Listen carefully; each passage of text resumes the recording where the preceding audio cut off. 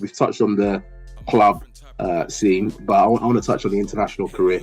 As Afo mentioned, you're our captain, and for the national team, you have all our uncles and aunts always jumping up the screen watching you guys. But you had to make that decision quite early on in your career, whether you were going to go down the Dutch route, which is obviously a very established national team, won trophies at the highest levels, always competing, later on in international tournaments, or Nigeria, which probably doesn't have the same prestige as on the international stage for as the Netherlands does. But you decided to play for Nigeria. Talk us through that decision-making process. I had the decision quite early in my career. So I was 20 at the time. I just finished my breakthrough season in Holland. First year of playing, I think probably 30 plus Eredivisie, which is the highest league in Holland, games.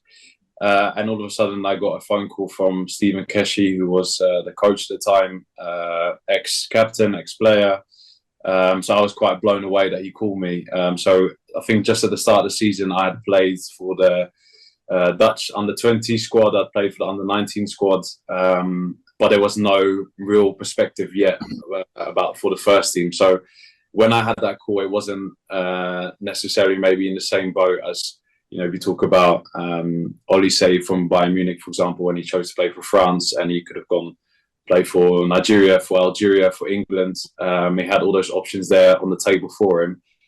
This was the only tangible option that I had. So it was, for me, the choice was between, trying to progress and later in my career, maybe have a chance of playing for the Netherlands, or, have a chance now to play for the Super Eagles, who were kind of going through a transition stage where a lot of the defenders at the time were a little bit older. So I knew that they wanted to make some changes there.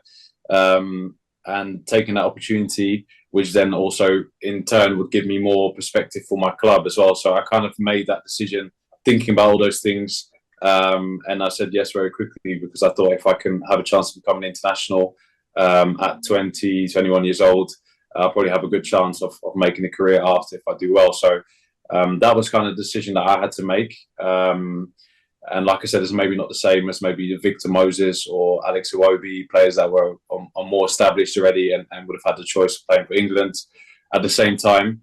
But yeah, I think there's so many rewards of playing for Nigeria, not only from game perspective, but it means so much playing for the Super Eagles when you are a Nigerian, even if you're born in outside of the country, because the people love football so much, and I think it's a different feeling probably if you play for Holland or for England than if you play for Nigeria. If you see how they carry the players when the team does well, I think there's no feeling like it. And all the greatest moments that I've had in my career to date have all been around the Nigerian national team. So that's been my choice, and I think it's brought me so much, and that's put me in this position where I could have enjoyed the career that I've had so far, really. So off the back of that, again, and obviously I mentioned this to you earlier, but what John Obi Mikel said. Yeah. Players later on in their careers choosing, do you know what, I'm now going to play for Nigeria. So do you think that is harsh of him to say, or you being captain, again, obviously you want the best Nigeria. I'm sure you wish Bukayo Saka chose Nigeria over England. Yeah. Do you think that's harsh that he said that, or kind of being in the setup, you kind of understand why players maybe might choose to play for another team? I mean, I can understand it because if you are playing in England, where I probably think the most Nigerian players are who can make the choice, playing for England also means so much for your career. If you're an Arsenal player and you play for England, you're probably going to, in your contract renewal in the future, you're probably going to get the best deal because you're an England international. And I don't think that they always respect other national teams the same way, especially not African national teams, which I think is the reality of it. Yeah. But at the same time, I've played with Mikel for quite some years, and I'm sure that he was very happy that there are so many players that did join Nigeria to represent the national team now.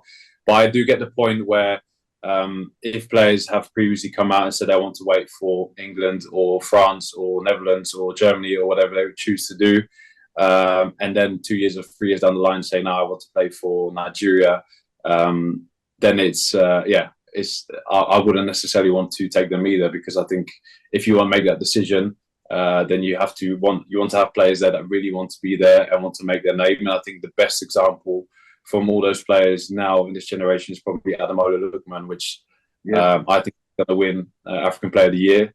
Was very close to moving to PSG this summer. Probably has a top club on in the next 1 or 2 transfer windows going to get him. So and yeah, when you see his career and how much he wants to play for Nigeria and how now he's really making a name for himself, if he would have made that choice going to play for England, he probably would have been one of your Saka's, Foden's, Grealish, all the options that they have on the wing.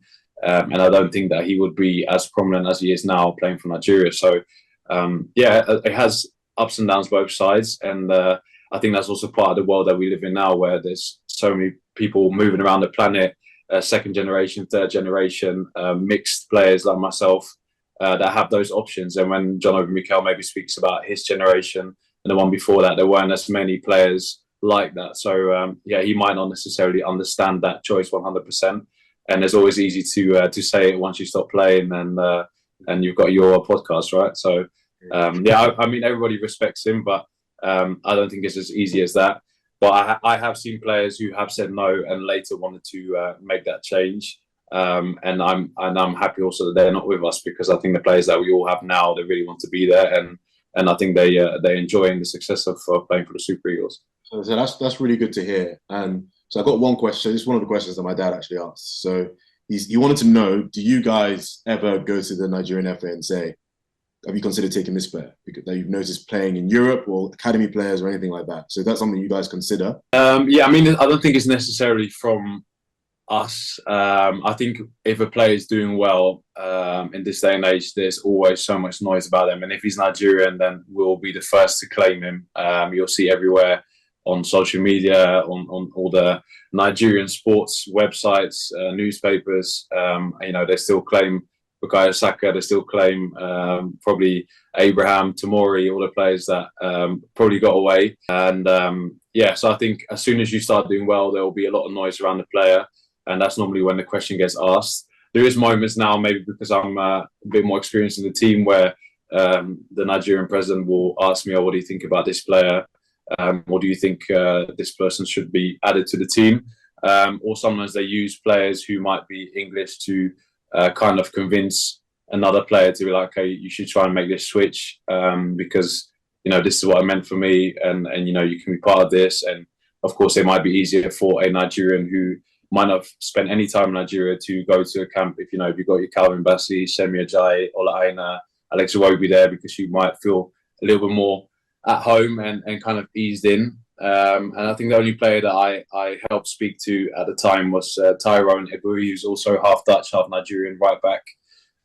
He was playing for Benfica at the time. And we actually grew up in the same neighborhood. We played together when we were kids, way before becoming professionals and even dreaming about Nigeria. So I remember the manager calling me and asking me to speak to him and kind of give him my experience, and then leaving him to make the decision. And then thankfully he decided to join us, and he ended up playing in the World Cup in 2018. So I think it was a great decision for him. I'm a different type of rock star. I got class and I got Henny overflowing up my shot glass. And yeah, I know I'm not a keeper, but can you be my mama's seater by the time I'm done with